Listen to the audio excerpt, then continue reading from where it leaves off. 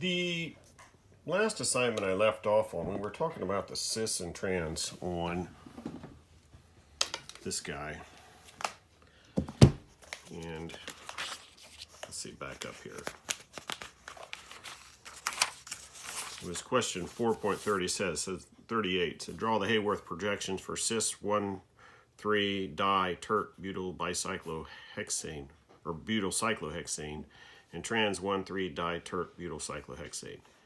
And one exists in a chair and the other exists in a twist boat. And I was saying, oh, I think I had that wrong. I sent you an email. No, it was actually correct. So let me go back before we get into this and look at that. I'm not putting a tert-butyl out here and a tert-butyl out here. They're too big. So those tert-butyls I'm going to substitute with a methyl and a methyl. And here's my cyclo right here. But basically, with the question was it trans or cis? Well, let me go back to cis. And do I have 1,3 here? Yeah, I have 1,3. So here's a 1,3, and they're cis. This one's up compared to there, and this one's up compared to that hydrogen. And if I have a chair, let's see, there's chair, there's the foot, and there's the seat, and there's the back. That's pretty good. You know, that's up out of the way. This is up out of the way. That's the way that's going to be. We don't even have to investigate the other one of it to see that that's going to be the case. But let's make it trans. Keep that one up. Let's put this one down. So right now it's equatorial. We'll change it to axial. Put the hydrogen equatorial. And here's my trans. Well, there's a lot of interference there, here. So I don't know if you saw that. This one over here, we don't have to worry about. But if I go, watch what this one does. If I go from chair, if I go to chair, here's the back, here's the seat, here's the foot of it. This is interfering down on this side. If I flip this to boat, now it's boat. Here's the ends of the boat. Now that's sticking out there equatorial. Now this is sticking out there equatorial, and they're out of the way. So that's boat, and it'll be because of basically flagpole interaction here. It'll be a little bit twist. Probably, actually, I'll ask you this question. Will it favor this way, or will it matter? Well, I never saw that sort of an issue addressed in the book. I just saw that here as I was playing with the model. Well, I'm thinking if it twists this way just slightly, that'll put these a little closer together. If it twists this way, that'll get these a little bit farther apart, so this would be preferential. Okay, so anyway, when I first thought that through, let me put it this way, I was correct the first time. When I second guessed it, I wasn't. Okay, so we have to name the parents for each of these following. You probably didn't have any trouble with that. The parents I came up with, and if you see a thing on here you think I've got wrong, just email me, I'll take another look at it. For A, I have octane. For B, I have nonane. C, octane. D, heptane. And then it says on 440, each of the structures, I'll read this off on the next one. I could keep moving the book back and forth. Has one or more substituents. We have to name the substituents in 4.39a. That substituent is 4-ethyl 3-methyl.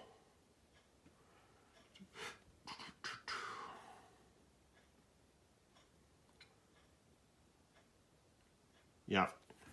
It's got an ethyl group and a methyl group. I just went ahead and named them so I could identify them that way. It's got an ethyl group and a methyl group. B, it said identify the common name and IUPAC of the complex substituent in 4.39b. All it needs is the substituent. I came up with, for the name of the thing,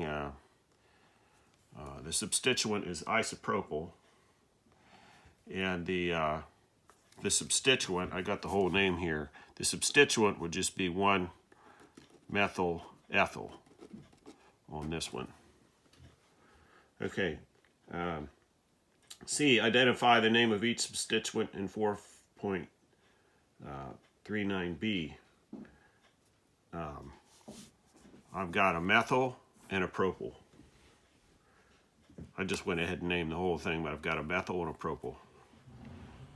D, common name and IUPAC of the substituent in 4.39D.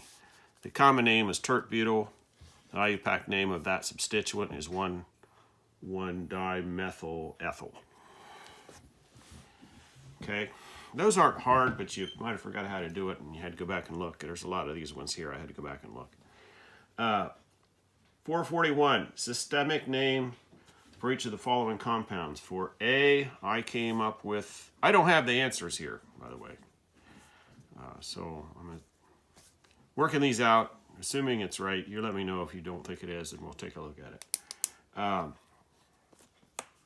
4.41A is I came up with 4-sec-butyl-2,3 dimethyl octane. For B, I came up with 4-1-methyl-propyl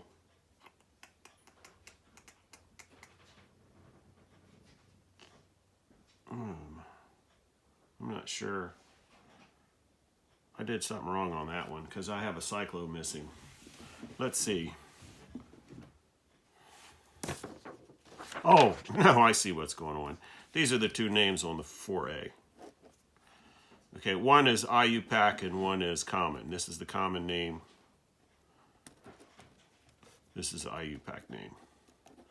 Let me know if you think one of those is wrong, but I think I got it there. Naming, I make a lot of mistakes, so it wouldn't surprise me at all if there's one in here. B is the cyclo, and I came up with 1,2,4,5-tetramethyl-3 propyl cyclohexane. Ooh, this can't be a 3. This has got to be, no, it is. Okay. I think this is right. C is a bicyclo. I came up with 2, 3, 4, 2, 3, 4, 5, 6, 7, 9 tetramethyl bicyclo 4,4,0 decane. And D, I came up with 1,4-dimethyl bicyclo octane. 2,2,2 octane. That's what I came up with. Okay, 442. Where does it go? What I came up with was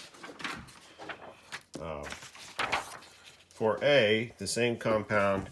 For B, I have them as constitutional isomers. And for C, I have the same compound. So let me know if you have a problem with that, but I think I'm good on that one. 4.43, use a Newman projection to draw the most stable conformation of 3-methylpentane, looking down the C2C3 bond. So here's pentane, here's 3-methylpentane. So there's the second carbon, there's the third. So you are looking this way, second carbon, third carbon. When you do that, back here, you see in the back, you see an ethyl group and a methyl group at 120 degrees from each other and a hydrogen down. And in front of you, you have one methyl group. And probably the least energy conformation is going to be somewhere right in here for this front methyl group. I better kind of draw this one. I better show this one to you in a model. Okay, so 1, 2, 3, 4, 5. 1, 2, 3, 4, 5.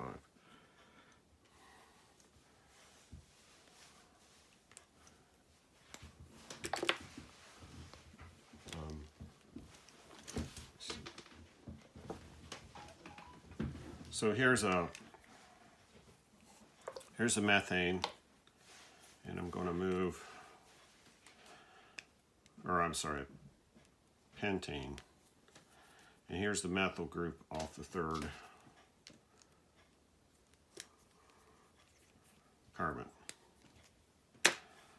So you were either looking at it down here. See, the way I have it drawn, I've got it drawn a different way. I've got it drawn this way. So if you're looking down here, you see an ethyl on one side, a methyl on the other, and a hydrogen off of this one. And on the front one, you see your methyl here. So it's not, the least likely is lined up like so. You're not going to have this methyl stacked on top of this ethyl. Likewise, you are not going to have it stacked on top of this methyl. So you got to get this top methyl away from those. Well, it's going to be lined up with the hydrogen here. That's a little less optimal. The other way is to go here, so where it's closer to the ethyl. That's not going to happen if it can go here and be a little closer to the methyl. Now, the thing that we didn't talk about, it's not actually going to be 90 degrees between those. It's going to be skewed towards that hydrogen a little bit. And as a matter of fact, this one's going to twist around like so. So right here, the way I've got it, that's about the lowest energy you're going to get. And something like that's what I've got drawn here. The front methyl group is between the methyl and the hydrogen off the back carbon of the C3 carbon. Okay, 44 is a little hard to do. I would expect the straight chain hexane to be more stable with less interaction. Okay, so that's just, you know, this guy. 1, 2, 3, 4, 5, 6. If you pick any one and make that a second and a third carbon, and it's just all hydrogens interfering with one another. Now, if for the 2,2 dimethyl butane, if you draw that one, it's, well, I don't have the guy made for this one. Dimethyl butane would be, okay, there's a butane. It's this. Okay, I didn't draw it, but let's see. I could do that on here. There's a, take this off, put it here. Okay, I can do it this way. So here's a butane. 1, 2, 3, 4. There's a methyl off there, and a methyl off there, so that's dimethyl butane. So the question is, if I make these 3 methyls the front carbon, or off the front carbon, off the number 2, what's that other one doing in the background, back there? Well, it's going to be between one of those other methyls, really. Now, no matter where you put it, you're going to have some repulsion. And it's not going to be as low energy. It's not going to be as stable. And so the one that has the higher heat of combustion should be this one, as compared to 1, 2, 3, 4, 5, 6, just hexane.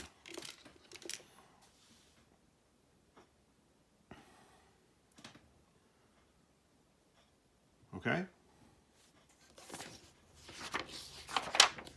Draw each of the following compounds. It took me a while to do all these. I'm making it look like it's real quick, but if you work these out, then you're checking it, you've spent some time, probably an hour or two anyway. Probably took me more than an hour. Draw each of the following compounds. I come up with trimethyl pentane. Here's my pentane.